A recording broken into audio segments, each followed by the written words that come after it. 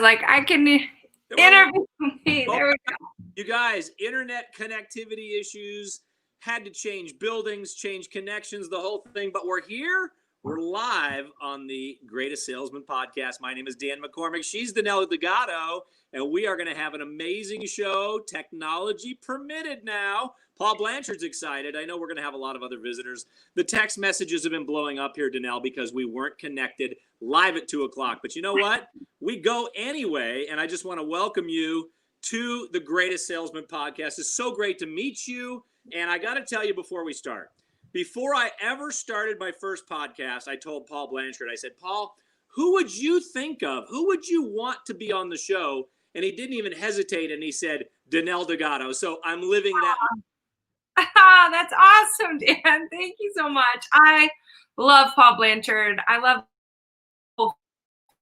family and what they do with Og Mandino. I mean, it's pretty much unbeatable. They're like on the top of my hand, who I always phone for. Well, I know you're out there in the beautiful state of Colorado, and I'm here in the beautiful state of Idaho, sitting above Lake Coeur d'Alene. What I love to do before I always start the show, before I dive into your background, but before I dive into your journey, I love to just ask the proverbial question. What are three things that you think shape your life? I mean, you're a mompreneur, you're an entrepreneur, you're a millionaire maker, you're famous around the world, you speak around the world, etc. Maybe three things that you could just share with our audience, give them value right at the top of the show. Yeah, absolutely. So three things that changed my life, right? Well, number one, first and foremost, kids. I was one of those human who never really planned on that. I was always very active driven, achievement driven. And when that blessing came into my life, in 16 months, I had three. So I had one, then I had twins. Completely changed how I looked at the world, my life, my ambitions. Every ambition I had once was different, was changed, was adjusted. Things were not enough. If I was going to teach humans how to achieve their best, I could not live mediocre anymore. I could not kind of achieve. It needed to be, they need to have everything I never did. You know, it puts a whole new perspective, puts you on a whole new level of thought, of purpose. And so that was probably the biggest transition for me. The second was when life doesn't work out how you plan and you get a divorce. Everything that you once knew and counted on, what are you really made of when everyone else walks away? And it really was kind of a development of myself, of what I was capable of if I was going to climb or fold. And that's actually what put me in the position to be handed the third thing that changed my life, which was the greatest salesman in the world, the 10 scrolls. Wow. At that moment, I was at a loss for everything, and everything I knew from the Bible, from my family, from all of those people who were in my life when things were going great, it all melted away. And so my mind was open to new information. When I read that book, I was given that book by a mentor as I was stepping into sales because I had to make money to provide for my kids. That book spoke a language to me that I felt I already was. I go, this is truer than anything I've ever read. This is how I feel. This is what I need to practice. This nicely points out my weaknesses, kindly points out my weaknesses and where I need to grow. And it became a guidebook for how to get up when you're knocked down. Wow. You know, I say it almost every week. I think this is our 7th show. Every outrageous greatest salesperson in the world that comes on the show has given thought to those three things because I tell them in advance.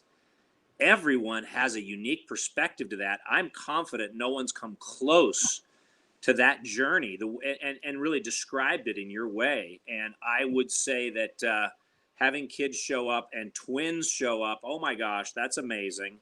But I think number 2 is something that a lot of people will relate to because I think Og can relate to that, right? Being an alcoholic, saying the words like Og said in his audio that, hey, life was a living hell for 10 years before he found W. Clement Stone and learned that reading was great, writing was better, etc. So number 2 is quite, I think, common, I guess. We all fall down, and for me it was different because I didn't have self-esteem to start with. I already fell as far as I could fall. I never had a place to get up. How far back and where were you? Who was it that gave you the scrolls? How did it show up in your life? Yeah, so I was at this point realizing and trying to save my marriage, and the marriage was shaky, which is crazy because we were best friends, right? So I never expected it. We had lots of friends who got divorced, and I remember sitting there talking with them going, how does that happen? Right? So we were kind of immune to all of the problems that most couples had. Now this was in 2008, 2009, when the world was crashing financially, and I didn't have enough money at the time to even understand the world was crashing financially. So I was like, what crisis? Now I know. But so we were in this position of, I had lost my job, and that put a strain on, we just had 3 tiny children. I was working from home, trying to earn these extra jobs. I was traveling on weekends and evenings, trying to speak at youth and women's groups. And I knew that my job, if there was anyone going to fix our financial state, it was going to be me. So I started being open to all different kinds of opportunities to earn. And I stepped into the networking world and the network marketing world, and my mentors were this couple who were like top 10 in the world of network marketing. They were really, really important. And, it wasn't normal for just a baby person to get to work with them. And I begged and pleaded and said, listen, I'll help more people than you ever imagined. If you just show me what to do, tell me how to do it. I've got to save my life over here. And they are the couple that gave me the book.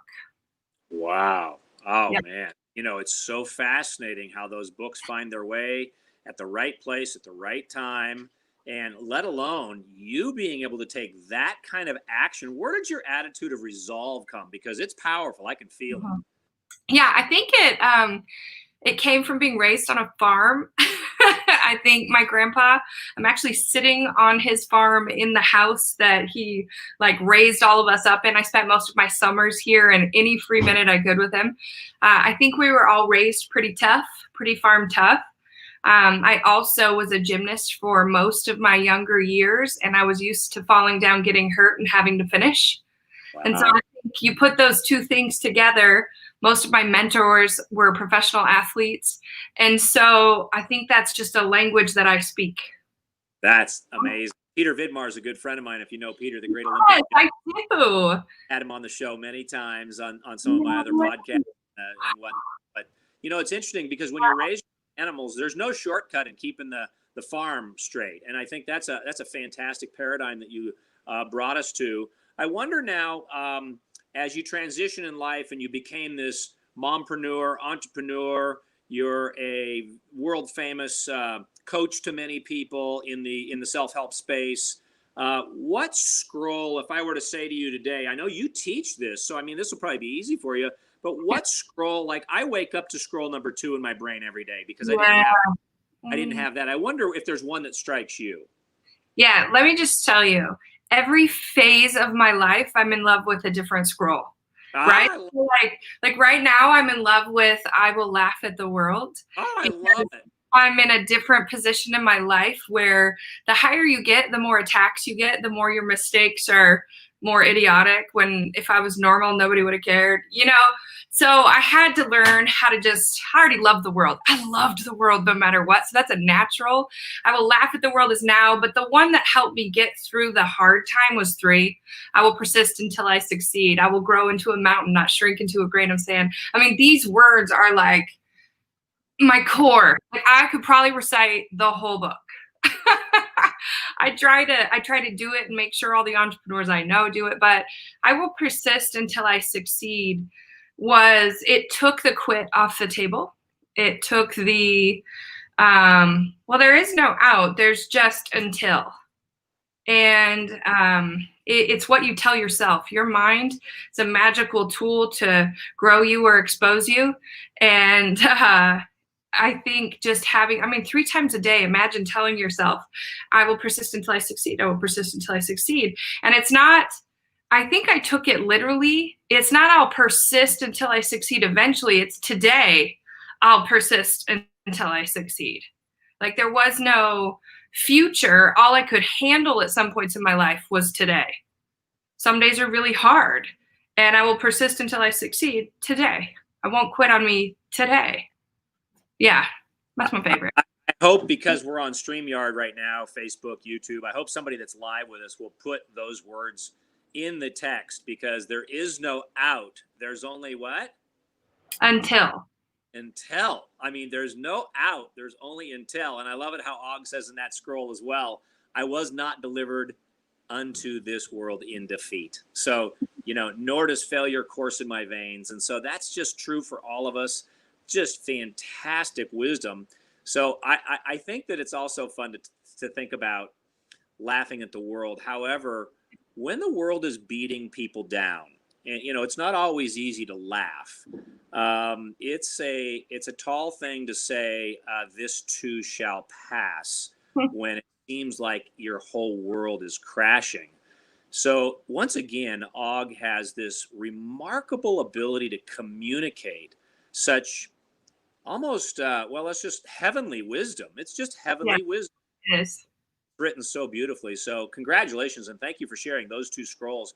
I wonder, as you teach this now, and I loved how you also said that each scroll kind of has a different place in your life at a different time, and we can all look. I mean, for me, I will act now. Just, I saw somebody just type that in, and when you think about I will act now, I mean, this is where the rubber meets the road. Greatest ideas in the world don't go anywhere unless you execute and act. And so, so many beautiful things, so many great comments. So I wonder, in your world today, well, actually, you know what? Let me welcome people that are coming in late. My name's Dan McCormick. We had some internet connectivity issues, and she's Danelle Delgado, world famous mompreneur, entrepreneur, millionaire maker. You can find her all over Facebook, the internet, etc. Danelle Delgado, you see her name on the screen there. And one of the things that we do at the Og Mandino Company, our single and only sponsor, is the Habit Finder. So if you get a chance, you're new to us, you haven't taken the Habit Finder, habitfinder.com/act now. You can certainly do that to measure your thoughts and see how they're lining up. It's a free test. It's $99 value, free assessment, if you will. And lo and behold, we'll get that up on the screen for you if you haven't done it. It's absolutely fantastic. I must say, I don't know about you, Danelle, I was scared to take the assessment the first time. I'm a horrible test taker. I just don't do well in the moment. Dave Blanchard called me back like 2 weeks later. He says, hey, are you going to take this assessment? I don't know how you feel about it, but Paul probably shared it with you. What was it like? He did. I think I was more nervous to have Paul do my analysis after. I'm like, wait, what are you going to know about me? Uh-oh. Right? And he's like, oh man. And I was like, I don't really want to take the call. But no, I mean, I think the more I love taking assessments, because, man, the more you know yourself, the better you get, right? The more you learn the habits that you try and hide every single day, man, the better you're going to get. Yeah, that's great wisdom right there. I think that other people are typing that in too. Mike on fire there, and others that are going to take the assessment. I was easily taught by Dave back in the day when I had it faxed to me that he won't know. Yes. He'll know how I'm thinking and how to listen to Paul Blanchard there. So we're talking about the scrolls here. I will persist until I succeed. You talk to entrepreneurs all the time. How do you go about teaching that scroll to young mompreneurs, entrepreneurs? You have this tagline, if you will, millionaire maker. What does that mean to you? Yeah. To me, it dives into everything that I'm about. It has nothing to do with my life. It has to do with me being a talent scout and seeking people who wanted it as bad as I did who have gifts, who have X factor. It's almost like God's just taken this handful of humans and said, hey, if you help them, they will do good with what they do. And for me, I look for those people who want to win and give back. And the better I got, the more I could help them. So Millionaire Maker gets their attention. I think first we have to help them build it in their mind, just like using the scrolls. And so some of the entry-level classes are all about building mental patterns that will create trends in their life, right? First we have habits, those turn to patterns, and those patterns create trends in their life. Like if you look back at your history, you'll see the trends that you lived, the patterns that you had, and the habits that you had. So that's kind of how I do it. And then as they scale up, they earn their way successful. So for me, we're training our brain the whole time how to win. So once you invest a little in yourself and you see you're going to be your word to yourself, then you can invest a little more and get more information and scale your way up. We were just in Vail celebrating a couple of new millionaires that we created this year as well. And, I try to talk mostly about what I do for others. For me, it's about, it was only ever about, I got out, how many people can I get out? Wow. You know? Yeah, we have all over the world. Nothing like having a party celebrating some new millionaires. I remember when I was first with Jim Rohn way back, and he said, it's okay to have a millionaire talk, but every once in a while, invite a billionaire to come and speak to you. Yeah. I've never forgot that line. Mm-hmm. That's good stuff. That's good stuff. I think that's happened to me, like having to continually reach up to change my mentorship so that I can continue to grow, and I'm not teaching the same things all the time. Exactly. Always striving and reaching and growing, looking at ways. That's why we wanted to start the show, the Greatest Salesman podcast. Find out how that book influences different people at different times. I love it how you said it. Every scroll shows up at a different part in time in your life, and it's really fantastic. But, it's interesting how you mentioned habits, patterns, and trends. I really love that because isn't it true?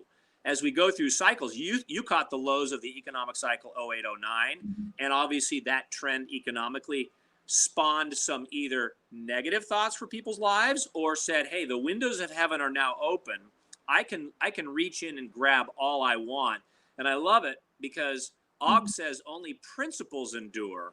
And I love the principle of good habits, how he learned from Ben Franklin. And so how do you go about teaching those habits to the ladies that you work with, the people that you work with in your classes? Because I find it riveting how I learn how other people are habitual in their approach, their optimism, their reading of the scrolls. How do you make time to read those scrolls every day and be in a humble place? Hopefully I'm asking a question that you feel like there's some good feedback here. I was actually just thinking, man, you probably asked me some of the best questions I've ever been asked on a podcast. I'm like, let's stay here all day. We might just shift the world. Let's do it. Yeah.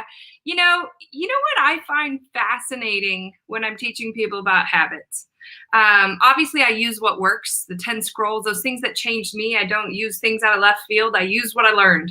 So those things are pretty necessary. But what amazes me is that someone could be losing figuratively, kind of theoretically, negative patterned, challenged in life, kind of not having luck move in their favor for most of their life. And it can turn around with one big win in a 90-day time span, 30-day time span. And what I'm fascinated by is if I can help people win in the short term and see how the habits that they put in for short term, that anybody can do short term, right? We can all change for a quick hot minute, right?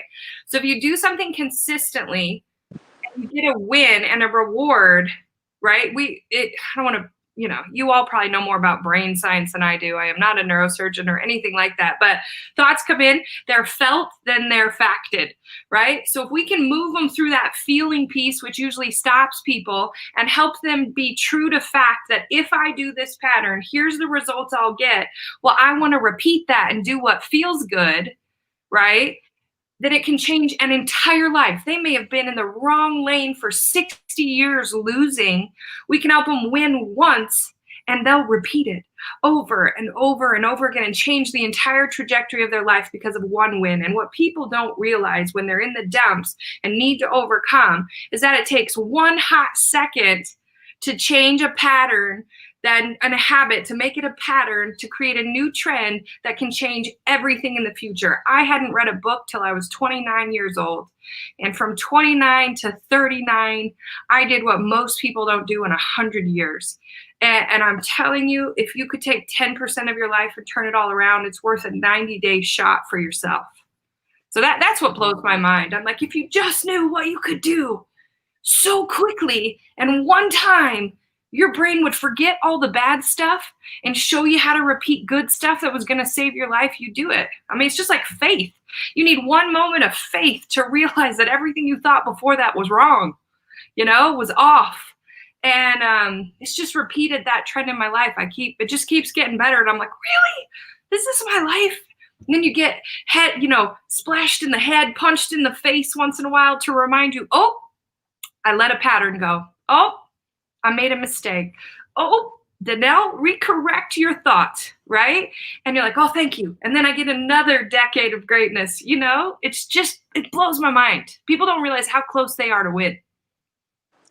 Well, I mean, as much as you enjoyed my question, I'm taking notes on the answer because I just love hearing that because, you see people putting stuff on the screen here, but a big win in 90 days. I mean, think about the military. They think about a big win when the alarm goes off at 5 a.m. Make your bed first, right? Do first things first. Stephen Covey taught my wife as a professor in college. First things first, right? What are the first things you can do to win? I love that. Thank you for sharing. And, one of the things that's really fun about this show is listening to the individuals that you've coached and looking at their comments on the screen. They call you DD, I can see a lot. So DD's changing my life one hot second. I mean, they got the taglines going here. So, boy, I know that we could probably go for an hour, but I just wonder, she's Danelle Delgado. You can find her on Facebook. You can find her in a lot of places, social media-wise. You can type it in on Google, YouTube, you name it. You're going to find Danelle. And I wonder in closing, if you're talking to somebody today for the very first time, maybe they haven't seen the show before, maybe they haven't read the book before, what would you say in closing to somebody like that? I would tell you, for the first time in your life, even though you challenge every rule in the world, read the book, follow the directions. Don't do it halfway. The scrolls tell you every single scroll. Take one at a time, 3 times a day for 30 days, right? You have to read it in quiet. You have to speak it aloud. Like, follow the rules. This book is so altering to paradigms inside you that have held you back forever. Give yourself a shot. I tell people, if you can't do it, for 9-10 months, how you're supposed to, that's gonna take you through, great. Take each scroll, okay? You can do it for 7 days. You can get the point. But if you really want to change your life, don't do how do what it says. Like, I'm a rule breaker. Let me just tell you, follow the rules, read it, that you got on this show, that you heard about this book, you've heard it 100 times, maybe tried to read it before. It's showing up today for you because the time for you to do it is right now. That's what I would tell you. Well, the world's trying to help you out. Rhonda Norman, if you missed the book title, it's right up there on the screen. It's The Greatest Salesman. It's Og Mandino. It's the podcast. It's the show. It's right now. It's right here. She's Danelle Delgado. I'm Dan McCormick. I'm here every Wednesday at 2 o'clock looking for the greatest salespeople in the world. She's today the greatest salesperson in the world that showed up amidst all of the turbulence of our internet and everything that's gone on here. But I think that we've struck a chord, Danelle, and I want to thank you for taking the time to reach out to people, because I can see a lot of people, based on watching you and your podcasts and your show and your Instagram, your lives on Facebook, so many pearls of wisdom. I can't wait to go back and re-listen and really dive back into I will persist until I succeed. And then I'm going to go laugh at my life after the circumstances of today for sure. So Yes. I want to thank her, and anybody that joined us late, please go to habitfinder.com/act now. Take that assessment, measure your thoughts against the principles that Og is teaching, the habits and the reference points. And Danelle, thank you once again. I do look forward to meeting you in person someday soon. Thank you, Dan, so much. I can't wait. I love this. Anytime you want to chat, let's do it. Thank you guys. All do the work. Life, everybody. Will be back next Wednesday. Another great show. And until then, have the greatest day of your life, and bye for now.